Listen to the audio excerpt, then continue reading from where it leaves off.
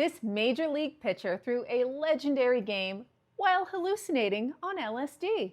There are nearly 250,000 games in Major League Baseball history, and out of those, fewer than 330 ended in a no-hitter, and one of them was thrown by a pitcher who later said he couldn't even tell if the batter was real. It was June 12, 1970, of course. The Pittsburgh Pirates were facing the San Diego Padres. Doc Ellis was scheduled to pitch. Only problem, he didn't realize it. The night before, he was in LA partying and dropping acid. The next morning, his friend looked at the newspaper and said, "Doc, you're starting today." You know, most people would have panicked, but Doc Ellis just shrugged and he took the mound in San Diego, still very much high on LSD. From the stands, it looked like baseball, right? But to Doc, the ball glowed.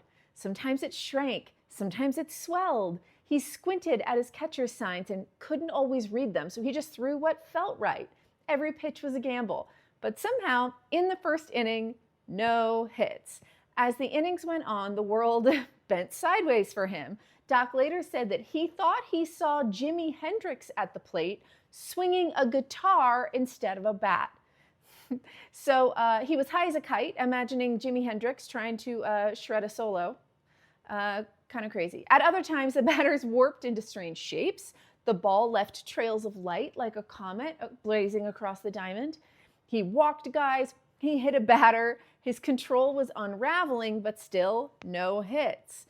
His teammates knew something was off. He'd spin around, lost after fielding a ball, so they were shouting like second base, to first base, guiding him through routine plays like he was playing Simon Says. And yet every time that it mattered the most, the Padres couldn't touch him. The tension grew with every inning. By the fifth inning, Doc had walked half a dozen batters. He threw a wild pitch. He loaded the bases. Normally, a no-hitter is clean and precise.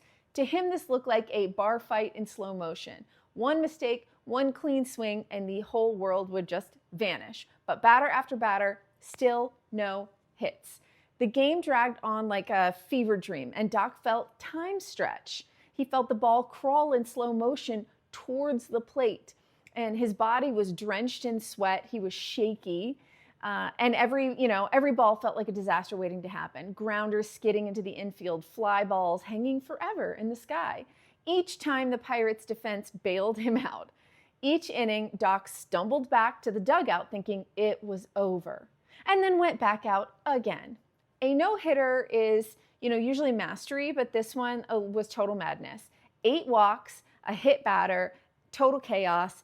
Doc was fighting his own brain because the drug was still very much in his system, and the basic mechanics of the sport, he didn't have a grip on them, and still no hits. So by the 9th, the Pirates were ahead 2-0. The crowd was buzzing. They were realizing they were watching something that just didn't quite make sense. Doc Ellis wound up one last time. 3 outs later, the scoreboard froze the moment in history. 0 hits. Doc Ellis had just thrown one of the rarest achievements in baseball, a no-hitter, while high on LSD. Afterward, Doc admitted that he never pitched on acid again, but he also said, "I pitched every game high on something." In the 1970s, amphetamines were everywhere in baseball. Doc was just one of the ones honest enough to tell the truth. He became a folk hero, the pitcher who wore curlers in his hair, who once hit every batter in the Reds lineup to prove a point, and who left behind one of the wildest sports stories ever told. So maybe Doc Ellis pulled off the strangest feat in all sports, a no-hitter on LSD. But what do you think? Is this the craziest story in pro sports, or do you know one even wilder? Fansplain Me. I want to know what I should cover next. Let me know.